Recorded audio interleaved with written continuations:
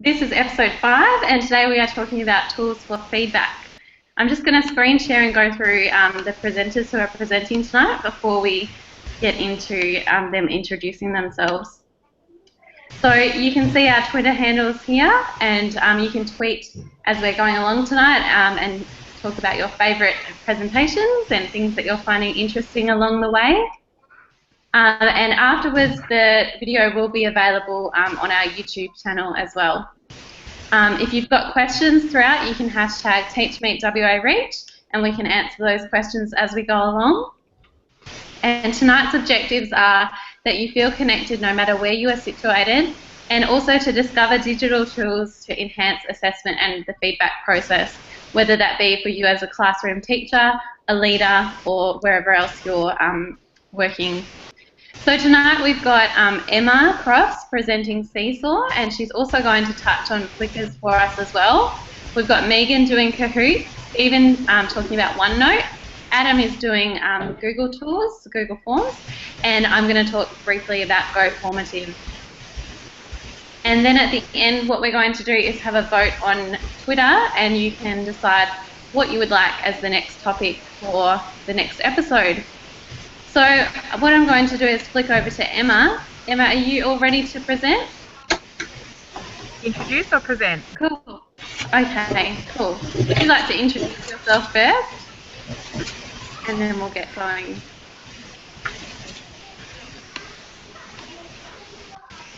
When you're ready, Emma. Hi, I'm Emma Cross, and I'm a teacher at Calaveras District High School. I teach middle school, so years 7 to 10. I'm also a team leader for the Eastern Wheatbelt Education Network, which is 7 schools spanning several hundred kilometres. Yeah, we're in Calaveras in the Wheatbelt, about 2 hours from Perth.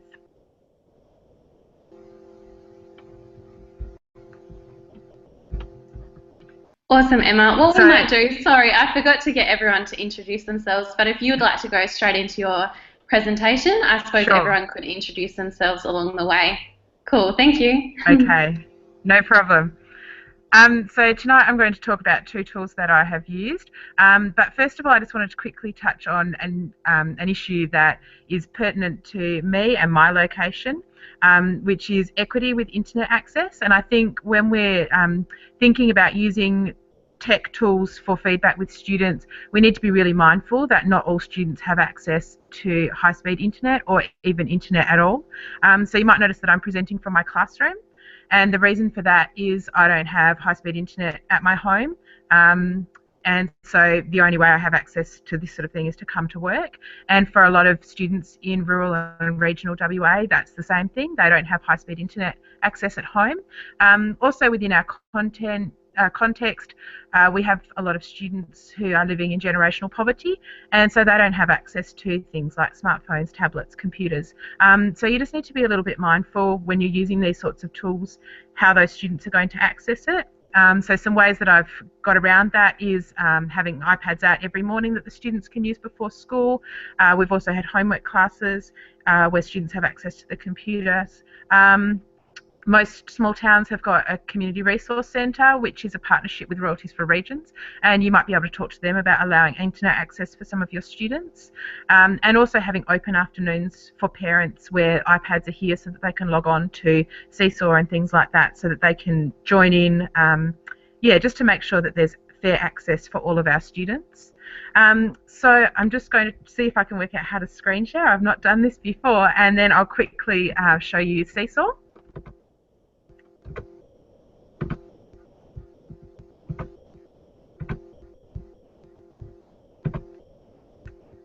So I'm hoping that this is working. Yeah, working beautifully, Emma. Just to give you feedback there. Thank you. That's pertinent considering it's an episode about feedback.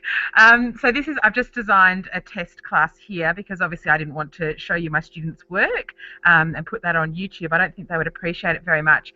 Seesaw is really easy to set up. You can set up multiple classes. So if you're a specialist teacher, you could set up a different class for each subject that you taught or different year levels.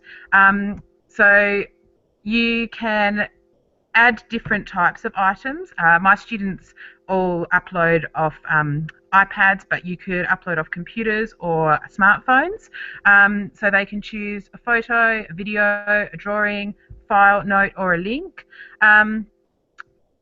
One way that I've used this, so I teach 13 and 14-year-olds, and I have a high percentage of Indigenous students, and there's a real issue with shame. So what I've done is get them to upload a video of them talking, so that then they can do that privately. I can listen to it later on. They don't have to present in front of their classmates, and the ideas that have come up then are really quite surprising. So all the students do to upload is just click plus, they choose what they want to do, they tag themselves in it, and it's really that simple. You can, hang on a second, I've just got to figure out how to get back. Oh. Okay, you can print out, I use this poster which has got a QR code, so the students scan that to easily access, and we're using it here at our school with students from kindergarten to year 10. In terms of providing feedback, it allows for 3 types of feedback. So you can give feedback directly to the students, so teacher to student feedback. It has a likes function, so you can like their work, but you can also provide a comment, which I think that's more useful because it tells the students what they've done well and what they need to work on for next time. Parents can also access it, so you send home a letter which has the same QR code for them to scan, and parents can access it and see their child's work, which especially working with teenagers, for me, that provides that link between home and school that often you otherwise miss out on.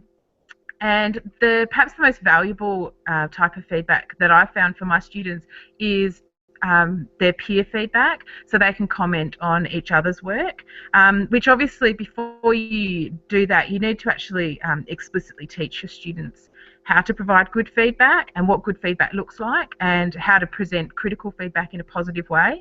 But the students really enjoy the opportunity to provide feedback to their peers and also receive that feedback as well. I think that was about all I was going to go through for Seesaw, unless there was anything that I haven't covered, and I'll quickly touch on Plickers.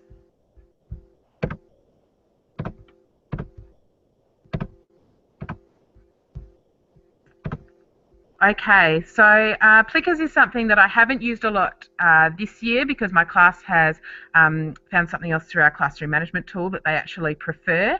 But Plickers basically allows you to, as you can see here, you can set up questions. This was for a BTN episode.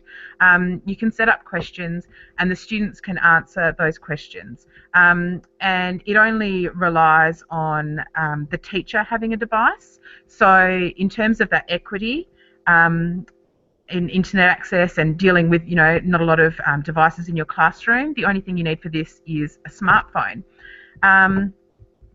The way that it works is the students all get a card that looks like this, and it's a multiple choice question. It comes up on the screen. I airplay mine to Apple TV, and then it's multiple choice, so the students can turn this depending on what their answer is. So if it's A, they would have the A pointing to the top, and then all you need to do is just scan it with your smartphone or your tablet, and it will tell you which students have answered it correctly.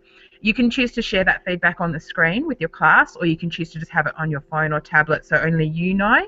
But it's a really quick way of getting information, feedback for yourself, and also providing feedback for the students about how well they've grasped a concept. And it's something that's quite engaging. It's sort of, a game format, and being multiple choice, it's just quick and easy, and yeah, the kids really enjoyed it. So yeah, unless there were any questions, that's Seesaw and Plickers. Thanks so much, Emma. I really love how you said that your school are using it all the way up to year 10. I think that's fabulous, and I've just started using it as well, and definitely love Seesaw. So thank you so much for that presentation. Next we have Megan presenting about Kahoot. So Megan, I'll just flip over to you, and when you're ready.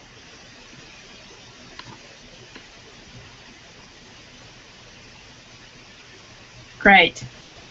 Hello. Yeah, I'm talking about Kahoot, which is another online assessment tool that you can use to get feedback from your students, or even I've used it both as formative and summative, so looking before we start the topic and at the end, because it gives you a really cool Excel spreadsheet that you can keep to see which students got which questions correct, or if there's a particular question that your whole class struggled with, it's really easy to see at a glance. So I thought we could do a Kahoot together so you can get a feel for what it's like. So I'm going to screen share the teacher screen, which is what the teacher would see when you're running the Kahoot. Here we go. And if you'd like to join us, all you need to do is go to kahoot.it and type in the game pin 717842. When you log in, you can type in your own nickname. My rule in my classroom is the students have to use their first name with their last initial. Otherwise, I had an incident where emojis were all over the screen and it got a bit out of control. So this is what the teacher sees. Obviously, I've already set up the quiz with questions, but if you are short for time, there is actually a public data bank of other people's quizzes you can use. Great, let's get started. I'm going to click on Start. I've only got 2 questions in here, but you will need to watch my screen, and on your device will be the 4 multiple choice options, and you'll need to pick one as quick as you can because there is a time limit.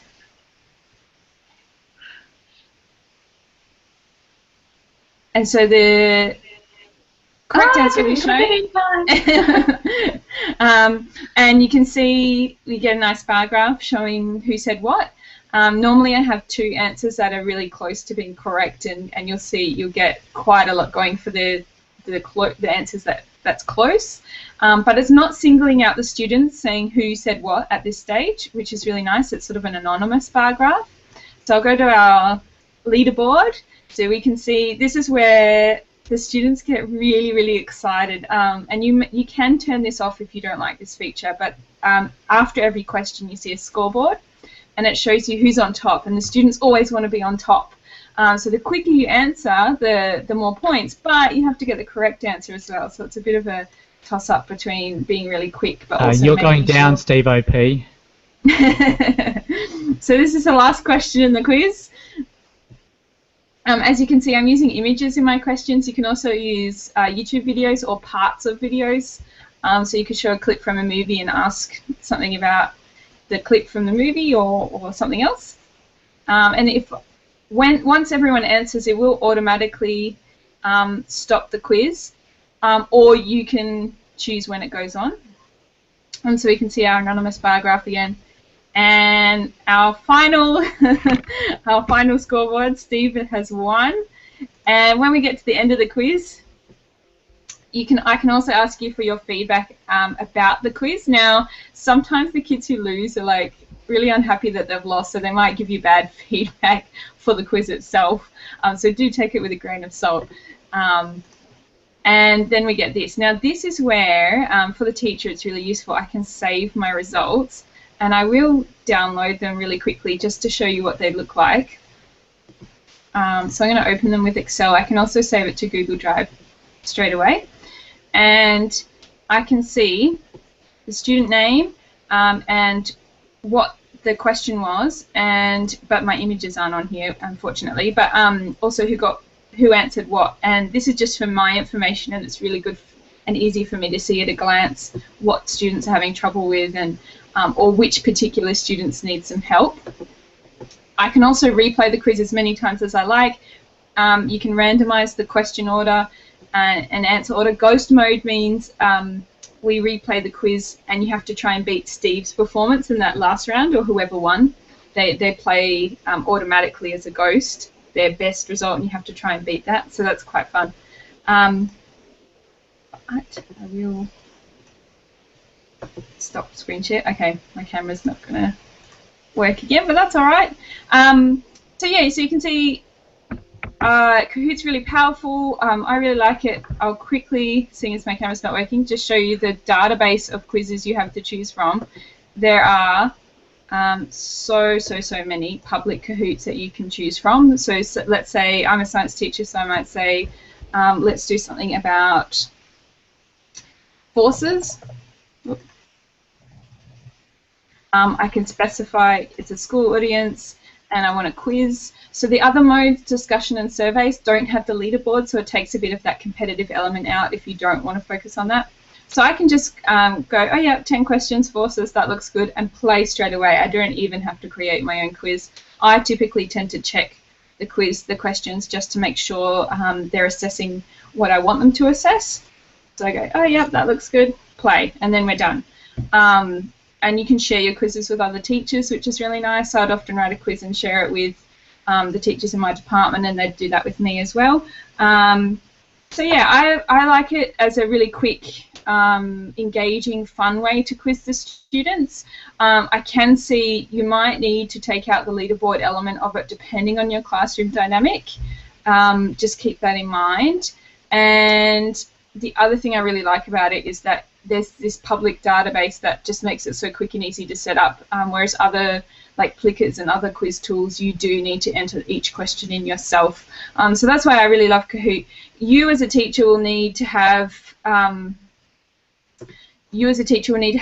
a computer, or you'll need a computer connected to the internet and a projector or Apple TV or a smart board or something that all of your students can see, as they have to read the question from the screen.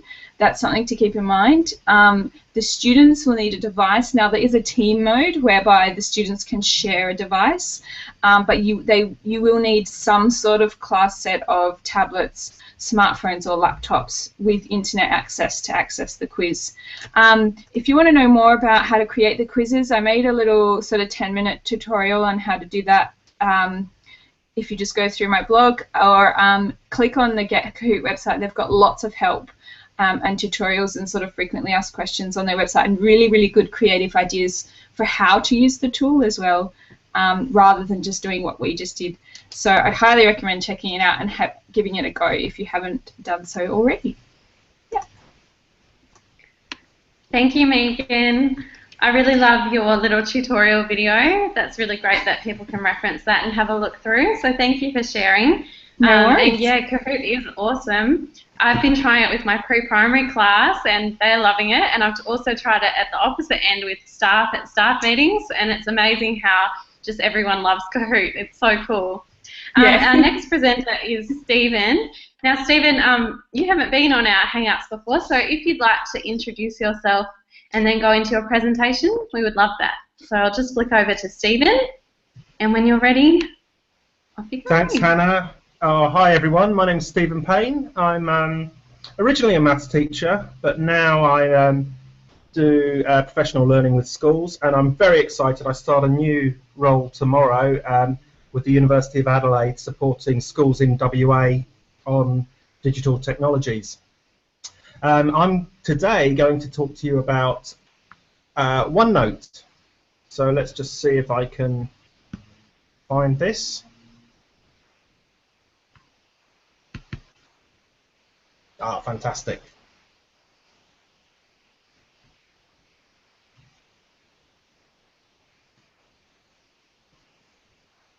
So some of you may know what OneNote is. It might be new to some of you. It's basically just a notebook that you can share with, just to make that a bit smaller so I can actually see that. It's actually a notebook that you can, it's a digital notebook that you can put in text, images, other files, handwriting, all sorts of things. You can use it on any kind of device, which makes it really useful. I've got it on my Mac, my PC, my iPad, my phone. I don't have an Apple Watch, but you can get it for that as well. So why is it used in schools? Feedback, which we're talking about today. I've mentioned that it's flexible. You can use it on different devices, and the devices don't need to be online. So you can download a notebook and use it offline if you haven't got internet access. You can also have people working on the same notebook at the same time. So in respect to feedback, that's really useful. You can have a student or a group of students working on a notebook and the teacher watching what they're doing and giving them feedback as they're going along. So you can put in PDFs, PowerPoints, videos, and you can organise your presentation into, or your notebook into, different sections and different pages. So you can organise it however suits you. And if you're giving feedback with to students, if you've got an iPad or a Windows machine, and in fact you can do this on a Mac as well now, you can write. So you can write with text, or you can type, you can highlight. So a student might have written a response to a question, and as a teacher you can go in and highlight particular things or give comments directly on the screen. But what I think is really exciting about it is you can record audio and video directly onto the page. So the students might have written something on an iPad, or they might have typed it up on a Word document and copied it across, or they've done it on a Google Doc, or however they've done it. If they put it into OneNote, you can record over it with audio or video. And students can also answer questions with audio or video, depending on the context. So it's a really flexible tool that you can put lots of different things in.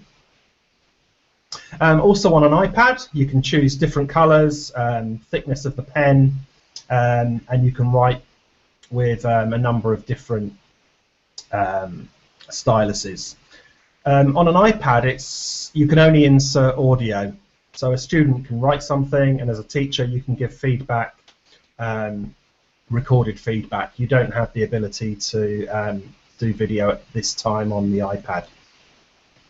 One thing that a lot of teachers I've seen who use this use tags or stickers.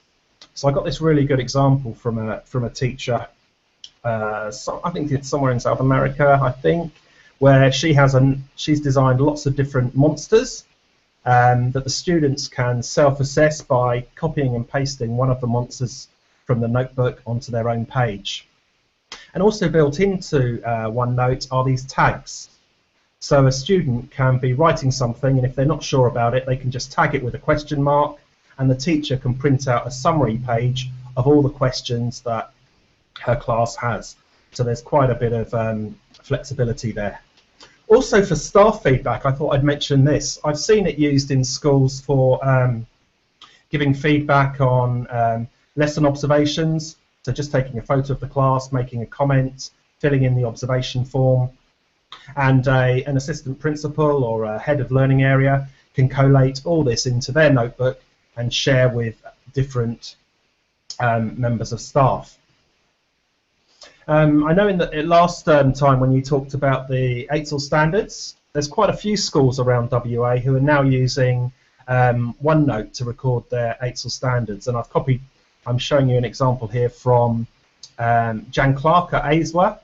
I know she's been working with some schools, and I've been working with some schools on actually showing how you can set up OneNote with, if I can go, let's see if I can go forward, setting up OneNote with different sections for the different standards, and then just dragging in videos of you working with the students, photographs of your displays, and so on.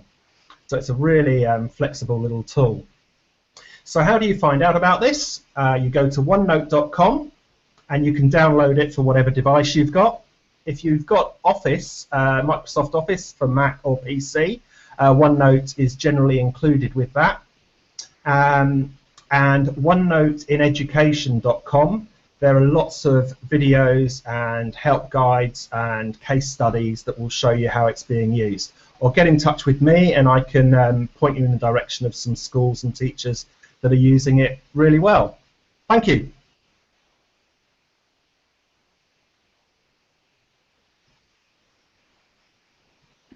Wow, Steve, that is very cool. I have never heard of OneNote before, but I am very keen to investigate it now. And I love the example about AITSL, so thank you very much for sharing.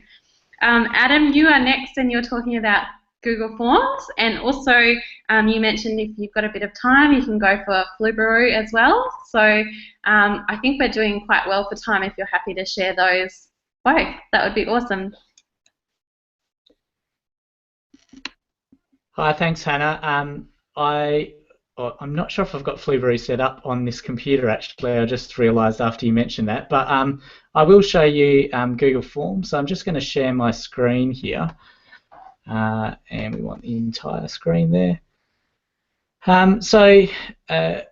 Obviously, I talk a lot about the Google stuff. I am part of the co-leader of the Google Educators Group, Perth.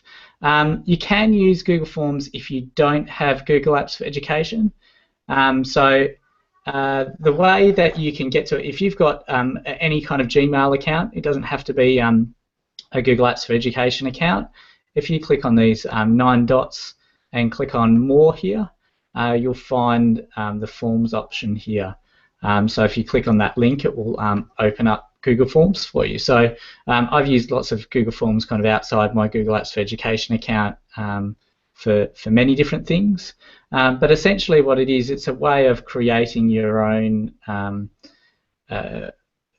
feedback tool, and that could be for something within the school. But I've used it particularly for events, gathering information about attendees of events. I've used it for surveys. I've used it for quizzes within my own classroom. And I'm going to show you a few different ways in which you can do this. Now, if you've got Google Apps for Education, I can't remember how it was set up to begin with, to be honest, but I mentioned that I was an educator, and it's come up with a whole heap of different templates that you can use. So you've got here things like exit tickets, assessment items, worksheets, course evaluation. So you can kind of click on these templates, and it's all kind of set up, ready to go. You just need to add in your questions. So this one here is an exit ticket saying what's one important thing you learned in class today, did you feel prepared, why not?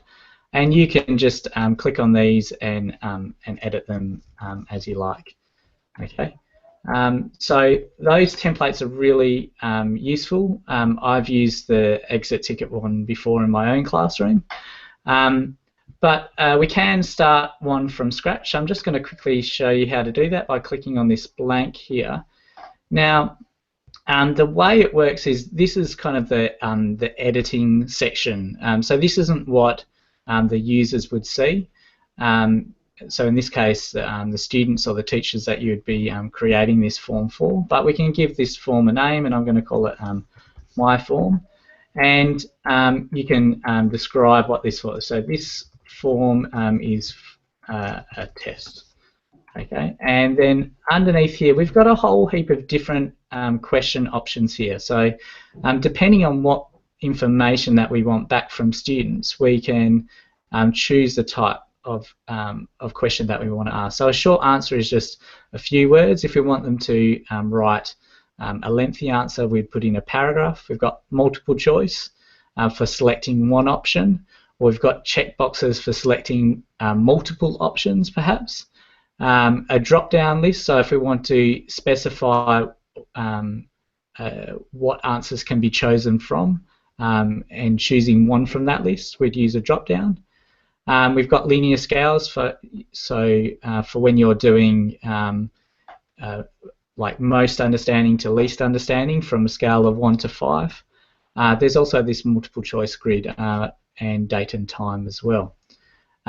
So I'm going to choose checkboxes here, and I'm going to say which feedback tools do you like the most?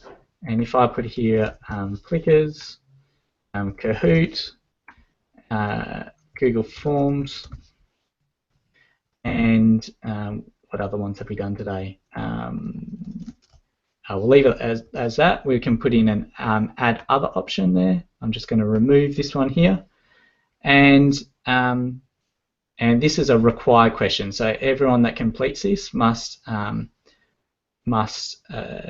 this particular question. So there's a few. So once I actually finish this and I can click on send, I can email it to particular people, or I can just get a link to this document. I'm going to shorten the URL, and I'm actually going to post this on to the TMWAreach. And some people want to answer, we'll see those answers coming in. So hopefully someone will answer those questions. While we do that, I'm going to just go show you some ideas of how you might use this. So let me just get out of here.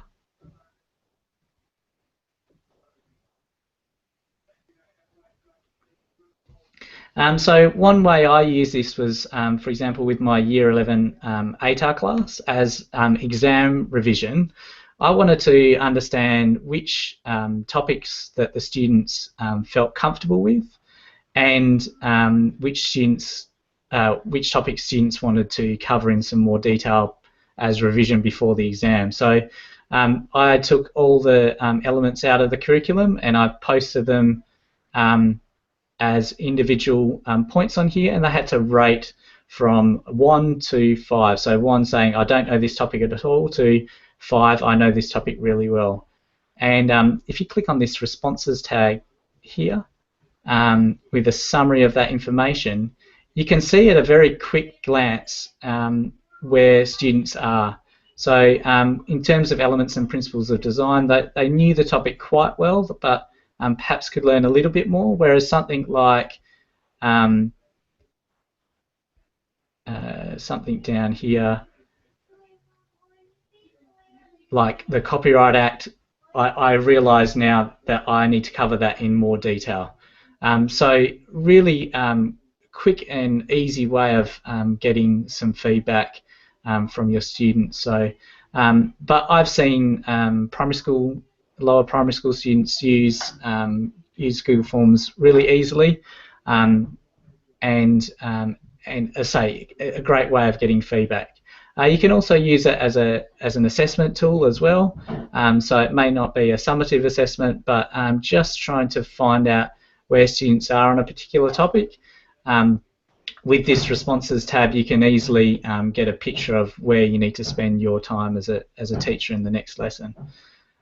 So I'm just going to quickly go back to the form that I've just created. Hopefully someone's answered it. Adam, for me it said I had to be part of your organisation to contribute. No worries. So if you click in your settings, I've not unchecked that at the top. So because I'm a Google Apps for Education, I need to uncheck that if I'm going to use that for people outside of the Colby College. So that's it from me. If you've got any more questions, feel free to tweet later on Twitter, and I'm going to pass you back to Hannah for the final presentation. Thanks, Adam. Cool. And you were mentioning that Flubaroo can connect to it too. People could investigate that further themselves, couldn't they? Is that just through the Chrome? Yep.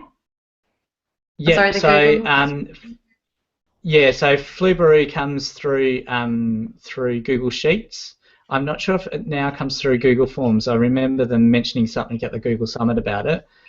But it's an add-in that you can add into Google Sheets that will actually do the marking for you as well. So if you put in all the marks for a particular assessment, it will count up all the marks for you and give you a result for each student, and it will automatically email them and all sorts of stuff as well. So if you're interested in learning more about that, once again, tweet me and I can provide some more information there.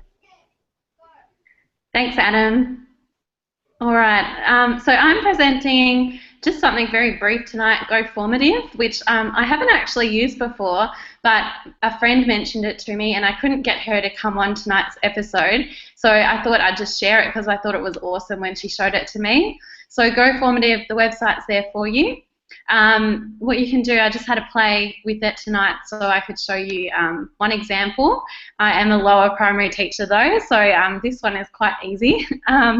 You can create an assignment by pressing New Assignment and going through and labelling it. I'm hoping mine's going to work quickly because my Wi-Fi is a little bit slow. So this example is just about shapes, And you can choose it as a question, add content, and upload and transform as well, which is cool. You can choose the way that you would like students to respond as well, which is cool. So my example would be maybe we've been learning about triangles and squares in lower primary, and I want to see that they know what those shapes are. So I want them to show their work. And then, oops, I'm hoping I can scroll down. You can press assign and everyone. And then it gives you the code, kind of like Megan's Kahoot that she just did. So the children will log in with that code and they just paste it in there. I think for this they do have to have, they can be a guest, or they do have to have like a email account. And if you're at a GAFE school, they can set up an account with their Google login for your school. So that's quite cool. So the question, this is student view now, is about shapes, and I should have typed what is a triangle in there. So if I ask the kids, can you please draw me a triangle, they can draw in their response in there, which is really cool.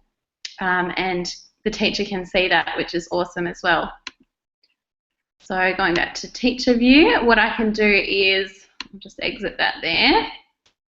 I'll go back to my dashboard and I can view the results live. So it says here live results, and all of the children's responses will pop up just below here, so I can see that Hannah knows about squares or triangles or whatever it is. That was my example one. Sorry, I clicked the wrong one there. So yeah, it looks pretty cool. I haven't actually used it with my kids just yet, but as I said, Miss B Teaching, she's on Twitter, and she shared that with me and I just loved it. And another one which I just wanted to quickly share as well, I was thinking as we were presenting, was Padlet. So Padlet I've used for staff meetings as well as with my kids in my class, and you can type a question in there and it's just like a board that everyone can post to. So I could write, what is your favourite tool for feedback?